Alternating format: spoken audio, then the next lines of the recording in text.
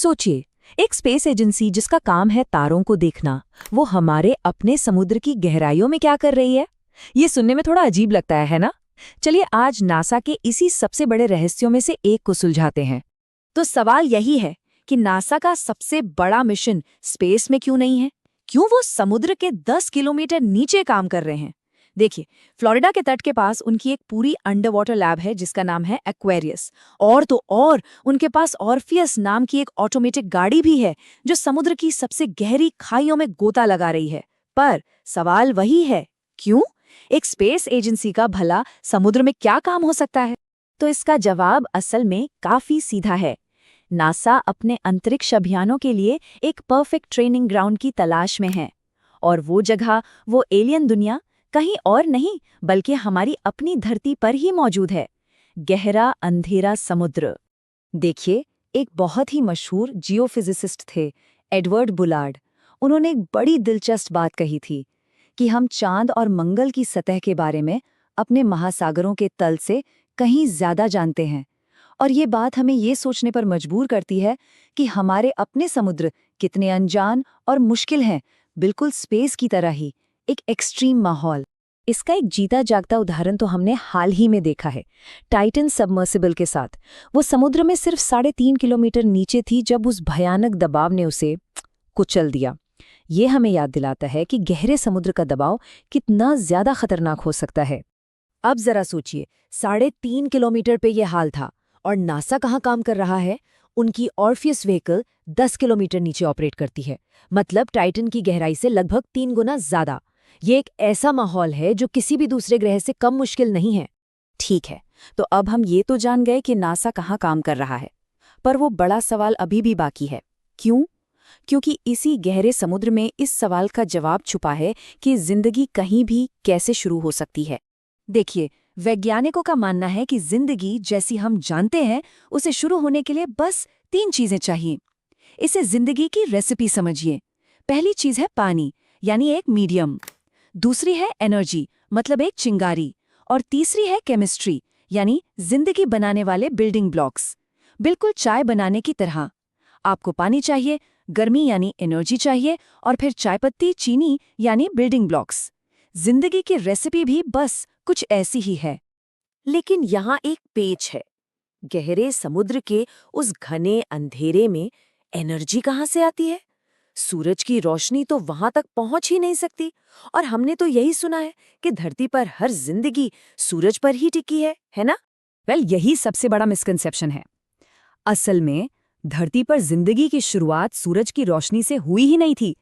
वो हुई थी इन चीजों से, हाइड्रोथर्मल वेंट्स। इन्हें आप समुद्र के अंदर के गीजर या ज्वालामुखी समझ सकते हैं। ये धरती के पिघले हुए कोर से गर्मी और एनर्जी लेते हैं और खौलते हुए पानी और मिनरल्स को बाहर फेंकते हैं। असल चिंगारी यहीं से मिली थी। और बस यही है नासा का प्रूफ ऑफ कॉन्सेप्ट। मतलब ये इस बात का पक्का सबूत है कि अगर जिंदगी धरती पर इतने अंधेरे और इतने ज्यादा दबाव वाले माहौल में शुरू हो सकती है तो वो कहीं और भी हो सकती है। तो जब हम अपने समुद्र के तल को समझते हैं तो असल में हम ये सीख रहे हैं कि दूसरी दुनियाओं पर जिंदगी कैसी हो सकती है। तो ठीक है, नासा के पास ये कॉन्सेप्ट तो है, पर वो इसे आजमाना कहाँ चाहते हैं? उनका टारगेट कौन है? उनका निशाना हमारे ही सोलर सिस्टम में है, बृहस्पति का एक चांद। तो मिलिए यूरोपा से। जिंदगी की खोज के लिए ये हमारा सबसे बड़ा दावेदार है। वॉयेजर और गैलीलियो मिशन से जो डेटा हमें मिला है वो कमाल का है। पता चलता है कि ये पूरी तरह से बर्फ से ढका है, लेकिन उस बर्फ की मोटी चादर के नीचे एक बहुत बड़ा खारे पानी का महासागर है। और तो और इसका कोर भी गर्म है और इसमें जिंदगी के लिए जरूरी सारे केमिकल भी मौजूद हैं। पर एक सवाल है, सूरज से इतनी दूर इसका कोर गर्म कैसे है? इसका जवाब है बृहस्पति। उसकी जबरदस्त ग्रेविटी यूरोपा को लगातार एक रबर बैंड की तरह खींचती और दबाती रहती है। इस प्रोसेस को कहते हैं टाइडल फ्लेक्सिंग। इसे ऐसे समझिए जैसे आप किसी पेपर क्लिप को बार बार मोड़ें तो वो गर्म हो जाता है ना, बस वही हो रहा है। यही लगातार खिंचाव दबाव यूरोपा के कोर को गर्म रखता है और उसके महासागर को जमने नहीं देता। और जब हम महासागर कहते हैं तो हमारा मतलब किसी छोटी मोटी झील से नहीं है। वैज्ञानिकों का अंदाजा है कि यूरोपा के इस छिपे हुए महासागर में हमारी धरती के सारे महासागरों को मिलाकर जितना पानी है उससे भी 2 गुना पानी हो सकता है। जरा सोचिए, कितना विशाल होगा। तो फिर प्लान क्या है?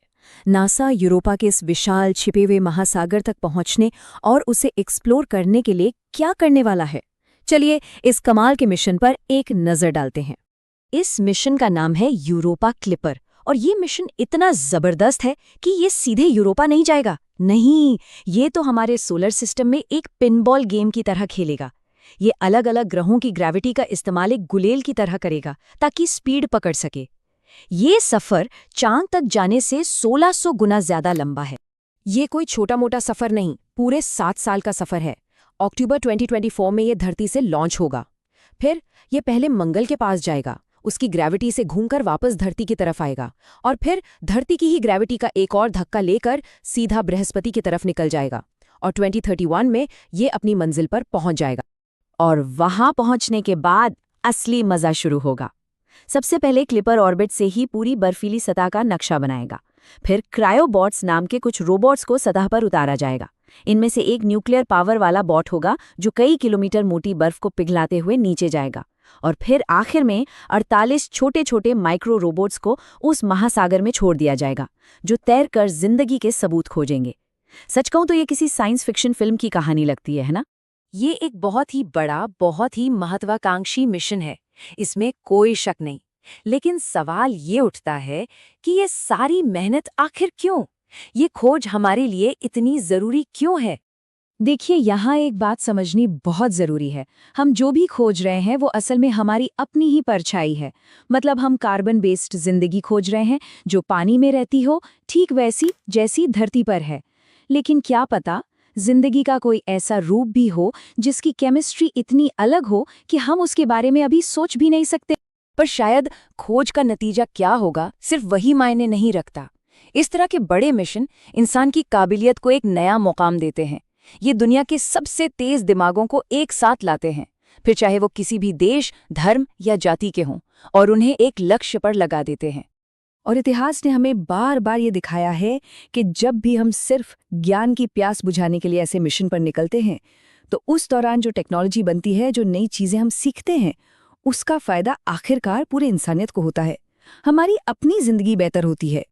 तो आखिर में ये सब कुछ किस लिए है? ये सब कुछ हमारी उस बुनियादी जिज्ञासा के लिए है, कुछ नया जानने की चाहत। और यही वो चीज़ है जो हमें एक मतलब देती है, जो हमें हमेशा आगे बढ़ने की हिम्मत देती है। तो चलिए आज की ये बातचीत इसी एक गहरे सवाल के साथ खत्म करते हैं। क्या होगा अगर हमें ये पता चल जाए कि हम इस ब्रह्मांड में अकेले नहीं हैं? इस खोज का नतीजा चाहे कुछ भी हो, ये सफर ही अपने आप में एक इनाम है।